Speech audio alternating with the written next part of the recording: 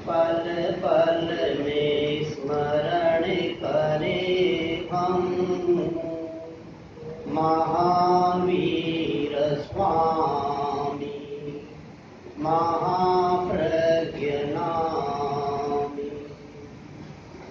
ओंकार बिंदु संयुक्तं नित्यं ध्यायन्ति योगिनः कामदं मोक्षदं चैव ओंकाराय नमो नमः। परम आराध्य के पावन चरणों में वंदन। अंतर विराजमान शासन स्तंभ मंदिर जी के श्री चरणों में वंदन। वंदनीय मुनिवृंद, आज के इस विशेष कार्यक्रम में उपस्थित समस्त भाइयों बहनों माताओं, एक ऐसे महापुरुष के बारे में बोलना मुझे कम उचित लग रहा है। उनका जीवन जीने लायक, बोलने लायक नहीं। और ऐसे महाप्रज्ञ, और इस महाप्रज्ञ सभागार में हम बैठे हैं, और जब जब मैं जयपुर आता हूँ तो वो चतुर्मास मुझे याद आता है, क्योंकि वो चतुर्मास मेरे जीवन के लिए विशेष उपलब्धि लेकर आया। यादगार बन गया वो चतुर्मास। लगभग आज तारीख 30 है और मैं बात बता रहा हूँ 30 मई की बात बता रहा हूँ। उस समय 2008 में यहाँ पर पूरे राजस्थान में एक आंदोलन चल रहा था, गुर्जर आंदोलन, और उस समय बड़ी हिंसा हो रही थी। सब तरह से ये कोशिश की जा रही थी कैसे ये हिंसा रुके, लेकिन कोई उपाय नजर नहीं आया। सुझाव आया आचार्य श्री महावीर जी के पास में कि आपका संदेश अगर मिल जाए ऐसे अवसर पर तो शायद काम बन जाए। और मुझे याद है यहाँ बैठे हुए हैं पन्नालाल जी फुगलिया, शायद राजकुमार जी आए नहीं, बढ़िया, वो दो व्यक्ति ऐसे, वो दो व्यक्ति का इतिहास भी आगे से आगे गजब आया है। और आचार्य श्री महावीर जी ने हमको तीनों को बुलाया, एक काम करो, ये संदेश लेकर आप जाइए। और हमें यहाँ से हम रवाना हुए सुबह सुबह, और उस समय आंदोलन चल रहा था, सड़कें सब बंद थी, ट्रेनें बंद थी, दूध बंद था, सब बंद चल रहा था, मोबाइल भी बंद हो गया था उधर तो। लेकिन रास्ते में एक गांव आया सिकंदरा, और वहां पर ला रहे उनको, उनके लिए कुछ होना चाहिए। तो हमने कहा ये शांति वो एक्सपायर हो गए, इस कालग्रस्त हो गए, उन लोगों के लिए। तो ये बात कितनी अच्छी लगी, और वहां पर हमको लोगों ने पहले रोक दिया। वहां पे लोगों ने रोका और कहा कि आप लोग कौन है। मैं पीछे बैठा हुआ था और राजकुमार जी और पन्नालाल जी आगे बैठे थे। इन्होंने कहा हम लोग पत्रकार हैं, पत्रकार है तो आप लोग नहीं जा सकते, क्योंकि वो गुर्जर लोग पत्रकार के विरोधी होते। तो फिर उन्होंने कहा हम तो महासमर जी के महावीर जी शिष्य हैं, और उनके शिष्य को लेकर हम आगे जो आपके बेसरा जी है उनसे मिलने के जा रहे हैं, तो बोले जरूर जाइए आप। फिर आगे गए, एक गांव का नाम आया बयाना, और बयाना में पुलिस मिली हमको, और पुलिस ने पूछा आप लोग कौन है, क्या आप पत्रकार हो? तो उन्होंने कहा हम पत्रकार नहीं है। पत्रकार नहीं है तो नहीं जा सकते। पुलिस लोगों को पत्रकार अच्छे लगते हैं, और गुर्जर लोगों को धर्म के लोग अच्छे लगते हैं। फिर उनको बताया गया तरीके से, और फिर बोले आपको नहीं जा सकती। वहां पर एक आदमी मिला हमको, उसका नाम मुझे याद नहीं, उसने कहा मैं ऐसे गुर्जर हूँ और पुलिस में हूँ, अभी सादी ड्रेस में हूँ, मैं आपको पीछे से रास्ते से आपको ले जाता हूँ। तो उन्होंने कार की, हमारे पास जो कार थी उस कार साइड से, वो इतने खतरनाक रास्ता, अगर इधर की गाड़ी इधर गई तो गड्ढे में, और इधर पहाड़ था, और तरीके से हम लोग गुरुदेव का स्मरण करते वहां पहुंच रहे थे, और रास्ते में हमको लोगों ने रोक लिया। रुका, बोला आप कौन है? तो हमारे साथ में पन्नालाल जी थे, बोले ये हमारे जैन महाराज है।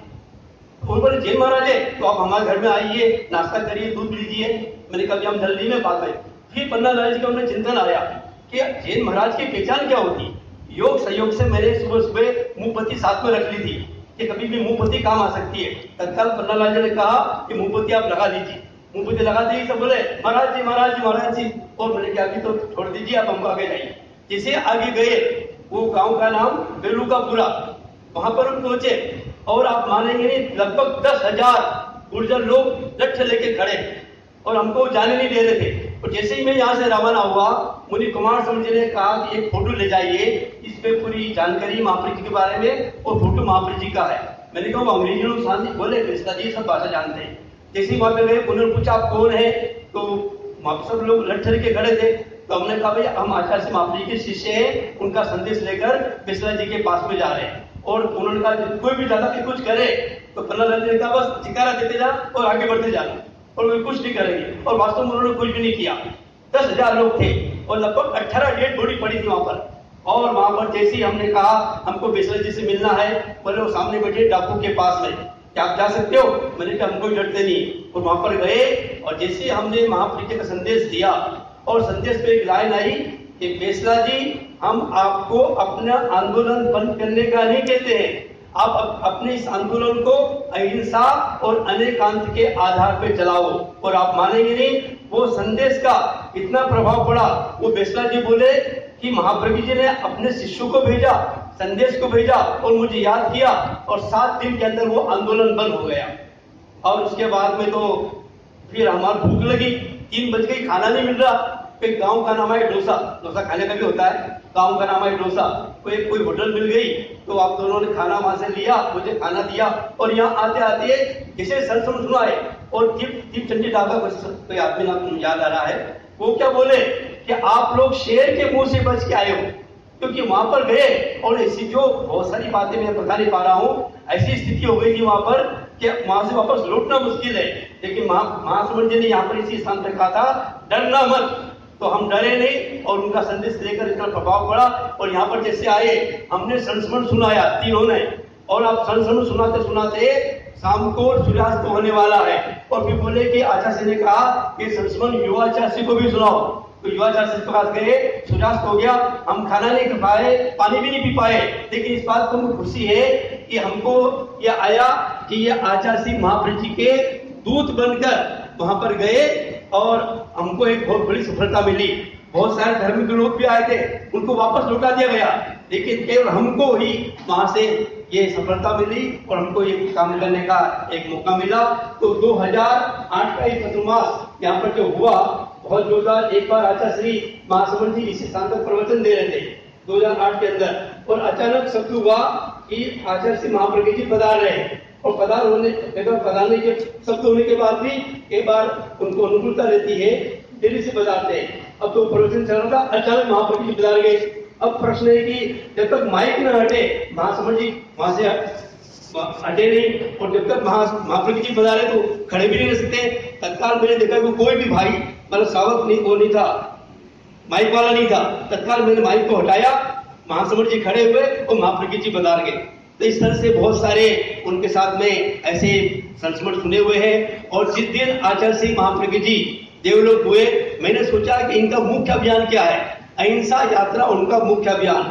और वो कहा करते थे हमने केवल ये नहीं कहते हिंसा मत करो, उन्होंने हिंसा के कारणों की खोज की कि हिंसा के मुख्य 3 कारण, रोटी का अभाव, आवेश का प्रभाव और निषेधात्मक भाव। तो ये हमने देखा कि उनका खास अभियान था कि रोटी का अभाव ये हिंसा पैदा करता है, हिंसा का कारण रोटी। तो ये मैंने चिंतन किया कि उनकी याद बनी रहे आचार्य श्री महाप्रभु जी की। तो जिस दिन से देवलोक हुए उस दिन से लेकर आज तक मैंने उनकी याद में रोटी नहीं खाई।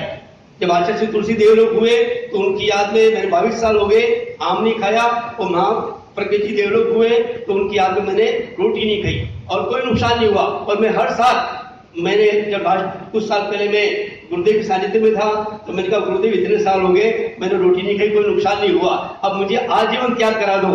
तो गुरुदेव बोला आजीवन नहीं, हर साल 1-1 साल का त्याग ले लो। तो आज के अवसर पर मैं मुनिषी से वापस 1 साल के लिए सभी प्रकार की रोटी खाने का त्याग करता हूँ। तो मैं बहुत सारी बातें हैं उनका जो अभियान प्रेक्षा ध्यान और जीवन विज्ञान, और यहाँ बहुत सारे संस्थान यहाँ के जुड़े हुए हैं। एक अभियान है जीवन विज्ञान, और जीवन विज्ञान समस्या का समाधान करता है। आप इतने सारे लोग बैठे हैं, एक समस्या है लोगों को याद नहीं रहता, भूल जाते हैं। तो कैसे अपनी याद शक्ति बढ़े, प्रेक्षा ध्यान में ऐसे उपाय है, छोटा सा एक प्रयोग है। आपको कुछ नहीं करना है, बुधवार का दिन, मेरे ख्याल से बुधवार आ रहा है, बुधवार के दिन पीले रंग के पेपर के ऊपर लाल पेन से मंत्र लिख लीजिए ओम नमो नारायण। ये आप देख रहे हैं छोटा सा मंत्र है। 4 इसके फायदे, स्मृति बढ़ेगी, बुद्धि बढ़ेगी, एकाग्रता बढ़ेगी और समझ बढ़ेगी। तो इसका तरीका है, दाहिने हाथ में इसको रखना, माथे पे रखकर दूसरा हाथ मुंह के आगे रखकर 21 बार इसको बोलना, फिर 3 बार चेहरे पे हाथ घुमा दोगे, चेहरा सुंदर हो जाएगा, आपको ब्यूटी पार्लर नहीं जाना पड़ेगा।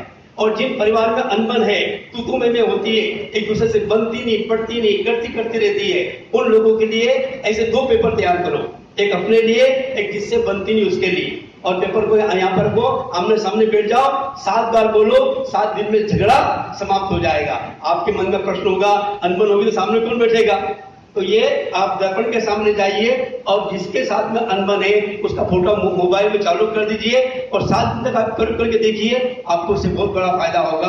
आज यहाँ कितना अच्छा होगा, हम मंत्री जी का भी सानिध्य प्रत्यक्ष रूप से प्राप्त करते, वो नहीं पता पाए। और मंत्री जी ने एक बात जोरदार कही, ये आचार्य महाप्रज्ञ जी एक ऐसे आचार्य हुए सभी विवादों से मुक्त रहे। और भी कई आचार्य हुए हैं, मैं सबका नाम नहीं बताऊंगा, लेकिन महाप्रज्ञ जी की विशेषता, और मेरे ख्याल से जहां तक मैंने अध्ययन किया है, कभी उन्होंने अपनी जिंदगी में कोई नियम नहीं बनाया, वो नियम से ऊपर उठ गए थे। और वो एक ही बात बोलते थे, आत्मानुशासन की बात, कि आत्मानुशासन आ गया है तो बाहर का अनुशासन की जरूरत नहीं पड़ेगी। तो मंत्री मुनि कहा करते हैं कि तेरा पंथ में वही व्यक्ति आचार्य बनता है जिसको तीर्थंकर बनना होता है। देखिए आप, और ऐसी क्वालिटी, ऐसे आचार्य हमारे आज हमारे सामने नहीं है, लेकिन उन्होंने जो एक पुस्तक लिखी अपने खुद के बारे में, यात्रा अकिंचन की, ऐसी जोरदार पुस्तक है। और मेरे गुरुवर ऐसी 2-3 पुस्तकें हैं, खुद के बारे में खुद अपनी पुस्तक लिख रहे हैं। अगर आप उनके बारे में कोई पुस्तक जानना चाहते हैं, ये पुस्तक पढ़िए। और यदि अपने जीवन को बदलना चाहते हैं तो 3 पुस्तक का आप नाम नोट कर लीजिए। मैं कुछ होना चाहता हूँ, मन का कायाकल्प, और किसने कहा मन चंचल है। अगर आप ये पुस्तक पढ़ते हो, आप संकल्प करें 1 साल के अंदर ये पुस्तक आप पढ़ते हो तो आपका जीवन में बदलाव होगा और आप अपने जीवन में इस तरह की बातों को जीवन में उतारते हैं। तो ये आचार्य श्री महाप्रज्ञ जी ने एक बार एक बात बताई कि मैं कितना सौभाग्यशाली आचार्य हूँ, कि क्या विशेषता, कि जब मैं